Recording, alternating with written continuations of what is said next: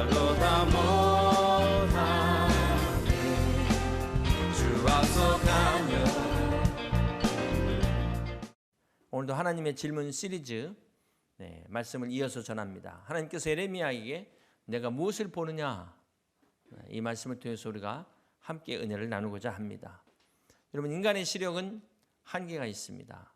아무리 눈이 좋아도 인간의 눈으로 볼 수 없는 것들이 많습니다. 자, 우리가 또 본다 하더라도 어떻게 보느냐에 따라서 우리의 삶의 결과가 달라지기도 합니다. 많은 사람들이 물 끓는 주전자 보셨죠? 많은 사람들이 물 끓는 주전자 의미 없이 봤을 겁니다. 그러나 왓츠는 거기서 증기기관을 봤습니다. 많은 사람들이 번개를 보고 무서워만 했지 프랭클린은 거기서 전기를 봤습니다. 많은 사람들이 새가 나는 것을 보면서 당연하다 생각하고 간혹 신기하다 생각은 했겠지만 라이트 형제는 거기서 비행기를 봤습니다. 그럼 이 사람들의 공통점이 뭘까요? 마음의 눈을 가진 사람들입니다. 꿈을 가진 사람들. 그러나 사실 이 꿈도 목표가 성취되면은 허무합니다. 막상 그 목표를 내가 이루었는데 기쁠 줄 알았던데 이게 얼마 가지 않는 거예요. 여러분, 꿈과 비전의 차이를 아십니까? 육신의 눈으로 볼 수 없는 것을 이 마음의 눈으로 볼 수 있는 것이 바로 꿈입니다. 꿈. 그런데 이 마음의 눈으로도 볼 수 없는 게 있어요. 꿈으로도 볼 수 없는 것이 있습니다. 우리는 그것을 비전이라고 합니다. 비전. 이것은 오직 믿음의 눈으로만 볼 수 있는 것입니다.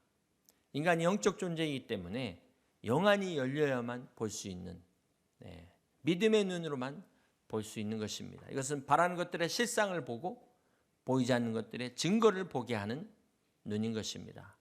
오늘 저와 여러분들에게 특별히 영안이 열리셔서 이 믿음의 눈으로 이 귀한 것들을 바라보실 수 있기를 주님의 이름으로 축원합니다. 오늘 말씀의 배경은 주전 627년에 하나님께서 에레미야 선지자를 부르시는 장면입니다. 이 에레미야는 남유다 요시야 왕 13년째 부르심을 받아서 유다의 마지막 왕 시드기야 왕까지 활동을 하는데 그가 5명의 왕들을 섬기면서 예언자, 선지자의 사역을 감당합니다. 그러나 결국 남유다는 멸망을 하게 되죠.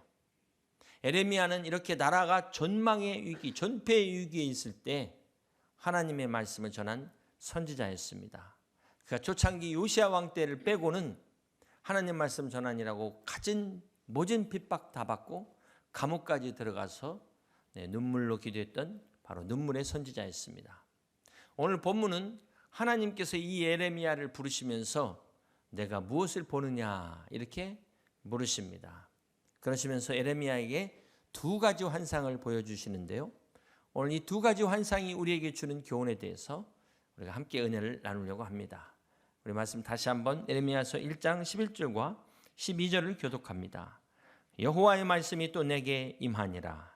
이르시되 예레미야야 내가 무엇을 보느냐 하시매 내가 대답하되 내가 살구나무 가지를 보나이다.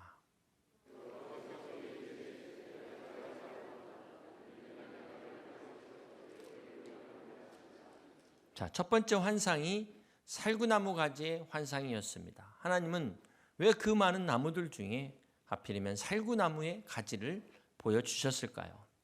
NIV 성경에 보니까 아몬 추리 이렇게 되어 있더라고요. 우리나라에는 이 아몬드 나무가 없기 때문에 이 나무와 비슷한 살구나무로 번역하지 않았을까 하는데 이 나무의 특징이 있습니다. 이 나무는 과실나무 중에서도 가장 빠른 12월에 꽃을 피우고 2월이 되면 벌써 열매를 맺는 것이 바로 이 살구나무입니다. 이 나무는 이스라엘 땅 어디서든지 쉽게 볼 수 있는 잘 자라는 나무라고 합니다. 그런데 하나님께서 왜 예레미야에게 하필이면 이 살구나무를 보여주셨을까요? 그것은 바로 이어지는 말씀과 연관이 있는 것을 우리가 알 수 있습니다. 우리가 그 뒤에 바로 나온 12절 후반부를 다시 한번 봅니다. 이는 내가 내 말을 지켜 그대로 이루려 함이라. 자, 여러분 살구나무가 히브리어로 샤케드인데 여기 하나님께서 내가 내 말을 지켜 할 때 이 지켜가 샤카드, 네, 어원이 같습니다. 우리 이것을 언어 유희라고 하죠. 네. 하나님께서 에레미야에게 살구나무 샤케드 가지를 받느냐? 하나님의 말씀은 반드시 샤카드 이루어질 것이다. 이것을 말씀하고 있습니다. 여러분, 살구나무는 우리나라의 그 매화나무처럼 겨울에 피는 꽃입니다. 그러면서 제일 처음으로 봄이 오는 것을 예고하는 나무예요. 자, 이것은 추운 겨울에도 하나님께서 살구나무에 생명력을 주셨기 때문에 이 나무가 꽃핀 것처럼 하나님의 말씀은 반드시 이루어진다는 것을 보아라, 그런 뜻이에요. 이 살구나무 샤케드가 주는 첫 번째 교훈인 것입니다. 자, 또 다른 이 살구나무의 비유가 주는 교훈이 무엇일까요? 그것은 강추위에도 꽃을 피운 살구나무처럼 오늘 우리가 어떠한 어려움 가운데, 혹한의 어려움 가운데 있다 할지라도 하나님께서 샤카드 지켜주실 것이다 라는 약속을 포함하고 있다는 것입니다. 그렇습니다. 사랑하는 성도 여러분, 오늘 우리의 신앙이 때로는 겨울이 올 수도 있어요. 우리가 항상 성령 충만할 수 없습니다. 때로는 이 북풍 한설이 몰아치는 한겨울일지라도 이 살구나무를 보면서 하나님의 약속을 기억하라는 것입니다. 비록 아무도 알아주지 않고 하나님 어떻게 나한테 이러실 수 있습니까? 그렇게 회의가 들고 실망하고 낙심이 될 때 오늘 우리가 어떻게 해야 됩니까? 예레미야에게 보여주신 살구나무를 보라는 것입니다. 하나님께서는 예레미야에게 환상으로 보여주셨는데 저는 여러분에게 영상으로 보여드리겠습니다. 이 살구나무 한번 보여주시길 바랍니다. 네, 오늘 은혜를 받으신 분들은 이 꽃을 집에다 갖다 놓으셔서 어려운 그 순간에도 추운 겨울에 꽃피는 이 나무를 보면서 하나님이 어떠한 상황 가운데서도 함께 하신다. 그 약속을 눈으로 보여주시는 거예요. 우리 하나님이 시청각으로 귀로만 듣게 하신 것이 아니라 눈으로 보게 하십니다. 여러분, 우리가 믿는 하나님은 신실하신 하나님이세요. 신실하신 하나님은 말씀하신 것을 반드시 이루시는 하나님이시다는 것을 우리가 믿어야 하는 것입니다. 그러므로 겨울에 꽃 피우고 열매를 맺는 살구나무처럼 여러분 어떤 어려운 환경이다 할지라도 여러분 믿음의 꽃을 피우시고 성령의 열매를 맺는 복된 여러분 다 되시기를 주님의 이름으로 간절히 축원합니다. 두 번째로 예레미야에게 보여주신 환상이 무엇입니까? 13절과 15절을 다시 한번 봅니다. 여호와의 말씀이 다시 내게 임하니라. 이르시되 내가 무엇을 보느냐? 대답하되 끓는 가마를 보나이다. 그 윗면이 북에서부터 기울어졌나이다 하니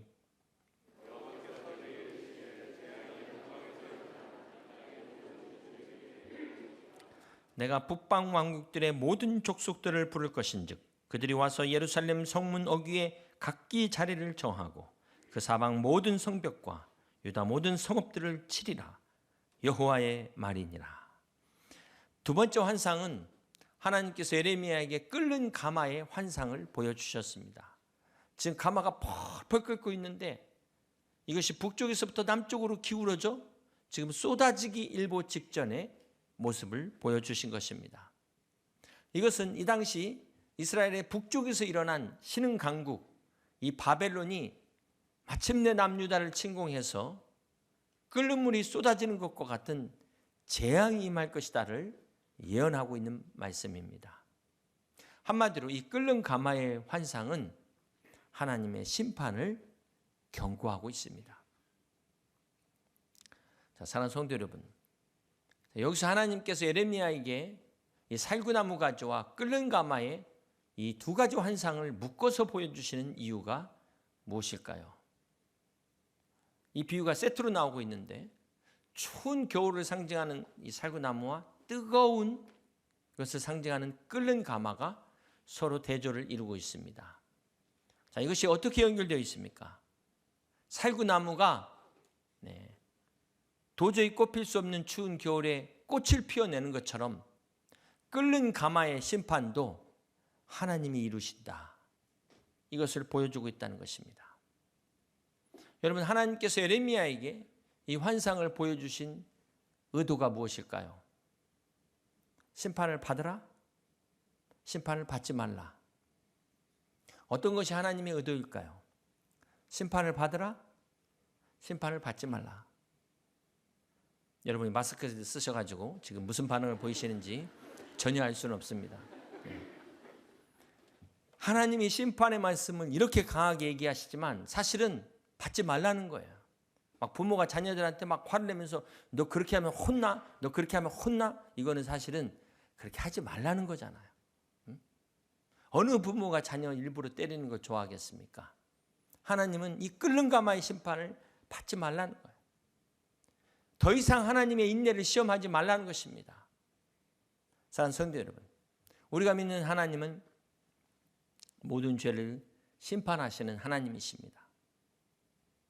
이스라엘 백성들이 살구나무처럼 꽃 피우지 못하면 끓는 가마의 심판이 임한다는 경고를 우리는 잊어서는 안 되는 거예요. 그런데도 불구하고 이 심판의 경고를 무시한 이스라엘 백성들은 어떻게 됩니까? 결과적으로 나라가 멸망하게 됩니다. 사랑하는 성도 여러분, 우리는 이 말씀을 통해서 반면 교사를 삼아야 됩니다. 하나님의 경고를 절대로 가벼이 여기시면 안 된다는 거예요. 심판을 기억해야 된다는 것입니다. 그래야만이 심판을 받지 않습니다.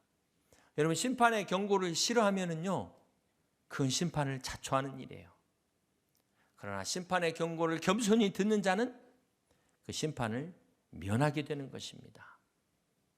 자, 그렇다면 이스라엘 백성들이 심판을 받은 이유가 무엇일까요? 우리 16절을 다시 한번 봅니다. 무리가 나를 버리고 다른 신들에게 분향하며 자기 손으로 만든 것들에 절하였은즉 함께 있습니다. 내가 나의 심판을 그들에게 선고하여 그들의 모든 죄악을 징계하리라. 여러분, 하나님의 심판은 이스라엘 백성들이 하나님을 버린 것 때문에 시작됩니다. 다른 신들을 섬긴 이 우상 숭배가 바로 심판의 원인이었다는 것입니다. 그렇습니다. 하나님께서는 이스라엘의 죄를 반드시 심판하십니다. 우리가 하나님을 알아야 되는데요. 호세아서에 내 백성이 지식이 없어서 망한다 그랬어요. 우리 하나님은 결코 죄를 용납하지도 않으시고 타협하지도 않으십니다. 그러므로 우리가 이 죄의 문제를 해결해야만 하나님의 심판을 받지 않는다는 것입니다. 그러므로 여러분, 오늘 본문의 이 끓는 가마의 환상이 정확하게 2647년 전에 에레미야에게만 주신 환상이 아니라 오늘 이 시대, 오늘 우리들에게 주시는 경고의 메시지임을 우리는 잊지 말아야 될 것입니다. 여러분, 성경의 이스라엘은 오늘 주님의 교회를 상징하고 있어요. 주님의 교회가 하나님만을 섬기고 하나님 중심으로 나가야 되는데 이 교회가 세속화가 되고 인본주의가 될 때 하나님은 세상을 심판하신다는 것입니다. 우리가 이것을 잊지 말아야 돼요. 이것을 잊지 말아야 됩니다. 소돔과 고모라가 왜 멸망했어요? 의인 10명이 없어서 심판을 받았다는 것입니다. 사랑하는 성도 여러분, 하나님은 이스라엘을 사랑하시기 때문에 그들을 정금과 같이 순금과 같이 만드시기 위해서 이 심판을 허락하셨어요. 끓는 가마를 잠시 허락하셨습니다. 이 끓는 가마로 이 당시에는 바벨론을 사용하셨어요. 그렇다면 오늘 이 시대 이 끓는 가마는 우리가 어떻게 해석할 수 있을까요? 저 북한, 저 북한이 끓는 가마일 수 있다는 것입니다. 6.25 때 끓는 가마가 부어진 것처럼 우리 한국교회가 깨어있지 못하면 하나님 다시금 저 북한을 통해서 끓는 가마가 부어질지를 모른다는 거예요. 그러므로 여러분, 우리가 명심해야 됩니다. 북한의 핵이 우리를 멸망시키는 게 아니에요. 북한의 비율을 맞춘다고 해서 전쟁의 위험이 없어지는 것이 아니라는 것입니다. 이 전쟁의 모든 것은 하나님께 달린 것입니다. 우리가 하나님 앞에 바로 서는 것에 달려있다는 것을 명심해야 될 것입니다. 오늘 우리가 하나님 앞에 나가 바로 서고 회개할 때 이 북으로부터 부어지는 끓는 가마의 재앙으로부터 하나님이 우리나라와 민족을 지켜주실 것입니다. 여러분, 이 끓는 가마가 북쪽에서 부어진다는 것에 공통점이 있죠. 재앙이 북으로부터 온다는 것입니다. 그런데 그 가마 속에 뭐가 있는지는 정확하게 몰라요. 그게 물일 수도 있고 기름일 수도 있고 쇳물일 수도 있잖아요. 네. 그게 북한일 수도 있고 코로나 같은 바이러스도 있고 여러 가지로 우리가 알 수 없는 것들이 있다는 것을 우리는 알아야 될 것입니다. 마지막으로 이 두 가지 환상이 우리에게 주는 교훈이 있습니다. 우리 18절과 19절을 함께 같이 교독합니다. 보라, 내가 오늘 너를 그 온 땅과 유다 왕들과 그 지도자들과 그 제사장들과 그 땅 백성 앞에 견고한 성읍 쇠기든 녹선벽이 되게 하였은즉 이는 내가 너와 함께하여 너를 구원할 것임이니라. 여호와의 말입니다. 여러분 19절을 잘 보면 그들이 너를 치지 못하나가 아니죠. 그들이 너를 치나. 그 다음이 중요해요. 너를 이기지 못하리니. 그렇습니다. 사랑하는 성도 여러분, 하나님은 에레미야에게 너는 고난받지 않을 것이다 이렇게 말씀하지 않으셨어요. 대신에 그 고난 가운데 함께 하셨습니다. 사랑하는 성도 여러분, 우리가 이것을 기억하셔야 돼. 하나님을 믿는 우리에게도 고난이 옵니다. 고난이 클 수 있어요. 그러나 명심하세요. 고난이 큰 만큼 하나님의 능력도 크다. 네. 지금 이 순간 주님이 여러분과 함께 하심을 믿으시기를 바랍니다. 여러분에게 어떤 고난이 닥쳐와도 어떤 역경이 놓여도 그 고난보다 크시고 그 역경보다 크시고 그 문제보다 크신 하나님께서 반드시 여러분을 지켜주실 것입니다. 이것이 샤케드의 약속이에요. 사랑하는 성도 여러분, 오늘 무엇을 보십니까? 에레미야는 그 시대에 무너져가는 나라를 보았어요. 병들어가고 하나님을 떠나 방황하는 백성들을 보았습니다. 그런 에레미야가 어떤 반응을 보였습니까? 에레미야 4장 19절에 보면 슬프고 아프다. 내 마음속이 아프고 내 마음이 답답하여 잠잠할 수 없으니 이는 나의 심령이 나팔 소리와 전쟁의 경보를 들음이로다.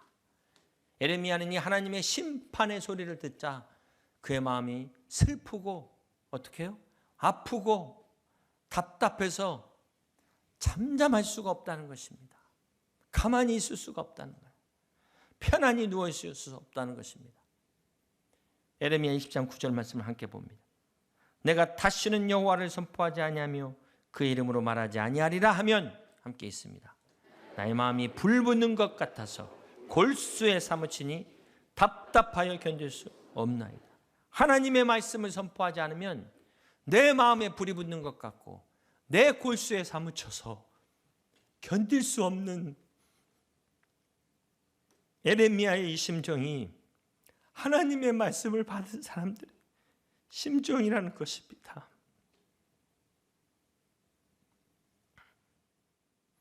사랑하는 성도 여러분, 하나님의 음성을 들은 사람들은 결코 잠잠할 수가 없어요.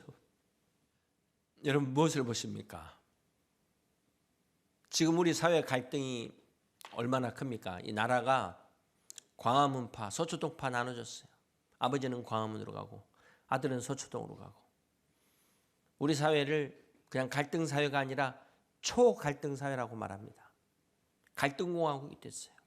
여러분 예수님 당시에도 이 진보파 제로땅이라는 여심당원들이 있었어요. 그런가 하면은 대표적인 보수파, 바리새파, 사두개파도 있었습니다. 신앙은 뭘까요? 신앙이 막 파를 나누는 겁니까? 양파, 대파, 쪽파 막 이렇게 나누는 게 신앙입니까? 신앙은 하나님 중심으로 하나 되는 게 신앙이에요. 신앙은 인종도 초월합니다. 언어도 초월해요. 역사와 문화도 초월하는 게 신앙이에요. 이게 신앙의 파워입니다. 이념까지도 초월하는 게, 이데올로기까지도 초월하는 게 신앙이에요. 우리가 하나님 중심만 바르게 되어 있으면 교회 안에 보수와 진보가 손을 잡을 수 있어요. 건강한 보수와 건강한 진보가 아니니까, 하나님이 없으니까 끝까지 적이 돼서 싸우는 거예요. 누가 적인지를 모르는 거예요. 적만 이롭게 하는 거죠. 여러분 보수나 진보나 똑같은 인간 아닙니까? 죄성을 가진 연약한 인간이에요. 무슨 말입니까? 믿을 게 못 된다는 거예요. 기대할 게 못 된다는 것입니다. 진보가 더 도덕적일 것이다? 착각이잖아요. 지금 이렇게 우리나라가 어느 때까지 싸워서 이게 어떻게 되자는 건지 모르겠지만 보수와 진보가 지금 가치관을 가지고 대립합니까? 제가 볼 때는 서로의 기득권 안 뺏기려고 서로의 기득권 지키기 위해서 싸우는 거로밖에는 안 보여요. 저는 이런 때 소망을 어디다 둬야 될까? 저는 우리 크리스찬들에게 소망을 둬야 될 줄로 믿습니다. 정치하는 우리 크리스찬들이 진짜 소망을 보여줘야 돼요. 야, 보수도 실망하고 진보도 실망했는데 진짜 크리스찬들은 다르구나. 지금 그것을 보여줘야 될 때가 왔다고 믿습니다. 그런데 이 크리스찬들이 무늬만 크리스찬이고 여전히 사리사욕을 포기하지 못하니까 도망신당하는 거예요. 소금이 맛을 잃으니까 그냥 밖에 버려져 짓밟히는 현상이 생기는 것입니다. 정말 이런 때 우리 진정한 크리스찬이 나와서 나라와 민족을 위해서 헌신할 수 있는 사람, 우리는 그 사람을 세워야 될 줄로 믿습니다. 사랑하는 성도 여러분, 우리 기독교가 어떤 기독교입니까? 이 공산주의에서 나라를 피 흘리고 나라를 지킨 게 우리 기독교예요. 선진들이 순교의 신앙으로 이 교회를 지키고 나라와 민족을 지켜왔습니다. 이제 우리가 이 자유민주주의를 수호할 뿐만 아니라 복음으로 이 땅을 회복해야 될 사명이 이 시대에 오늘 우리에게 주신 시대적 사명임을 잊지 마시기를 바랍니다. 사랑하는 성도 여러분, 무엇을 보세요? 뭘 보고 계십니까? 우리가 정말 봐야 될 것은 이 땅의 이 죄악들을 보면서 끓는 가마를 봐야 돼. 저러다가는 저 가마 쏟아지는데 아직도 믿지 않는 가정들 볼 때마다 그 위에 쏟아지기 일보 직전에 끓는 가마를 보실 수 있기를 바랍니다. 에레미야처럼 여러분 심령에 불붙은 마음이 일어나서 눈물을 흘리면서 복음을 전하는 것처럼 오늘 우리가 나라를 위해서, 교회를 위해서, 가정을 위해서 눈물을 흘려야 될 줄로 믿습니다.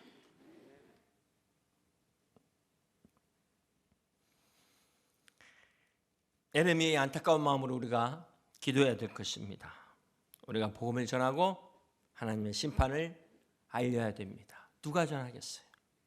이것이 오늘 말씀을 받은 우리의 자세가 돼야 돼요. 오늘 여러분 무엇을 보고 계세요? 이 세상만 보고 한탄할 게 아니라 뉴스만 보고 한탄할 것이 아니라 그것을 보시고 회복하기를 원하시는 하나님의 마음을 보실 수 있기를 바랍니다. 17절과 19절을 함께 같이 교독합니다. 그러므로 너는 내 허리를 동이고 일어나 내가 내게 명령한 바를 다 그들에게 말하라. 그들 때문에 두려워하지 말라. 내가 그들 앞에서 두려움을 당하지 않게 하리라. 보라, 내가 오늘 너를 그 온 땅과 유다 왕들과 그 지도자들과 그 제사장들과 그 땅 백성 앞에 견고한 성읍, 쇠기둥, 놋성벽이 되게 하셨은지 그들이 너를 치나 너를 이기지 못하리니 함께 있습니다. 이는 내가 너와 함께하여 너를 구원할 것임이니라. 여호와의 말이니라. 그렇습니다. 두려워하지 마세요. 신천지 두려워하지 마세요. 코로나 바이러스 너무 두려워하지 마세요. 하나님께서 두려워하지 말라고 예레미야에게 세 가지를 또 보여주십니다. 견고한 성읍, 쇠기둥을 보여주십니다. 놋성벽, 그 당시의 능력으로는 도저히 허물 수 없는 이것을 보여주시면서 내가 너를 굳세게 하리라. 내가 너를 붙들리라. 참으로 나의 의로운 오른손으로 붙들리라. 약속하십니다. 그러므로 사랑하는 성도 여러분, 두려워하지 마세요. 우리가 하나님을 두려워하지 않으니까 세상을 두려워하는 겁니다. 하나님은 결코 우리를 그들 앞에서 두려움 당하지 않게 하시겠다. 약속하셨어요. 그들이 너를 칠지언정 결코 이기지 못하리니 이는 내가 너와 함께하여 너를 구원할 것임이니라. 살아계신 하나님의 말씀입니다. 이 말씀 붙들고 마침내 우리를 구원하시는 하나님, 이 놀라운 하나님의 은혜와 능력을 경험하시는 저 여러분 되시길 주님의 이름으로 축복합니다. 오늘 내가 무엇을 보느냐? 무엇을 보세요? 모르시는 주님 앞에 우리의 죄를 보고 회개함으로 우리가 먼저 회복할 때 우리의 가정이 회복되고 우리 교회가 먼저 회복될 때 이 땅이 회복되는 역사가 일어나게 될 것입니다. 이 시간 예레미야에게 보여주신 그 환상을 통하여 우리를 구원하시고자 약속하시는 그 하나님 앞에 우리가 함께 회개하며 기도할 때 주님 이 땅을 고쳐 주시옵소서. 주님 나의 죄를 용서하시고 우리 가정을 회복시켜 주시옵소서. 이렇게 함께 같이 찬양하며 기도하며 결단하는 시간을 갖기 원합니다.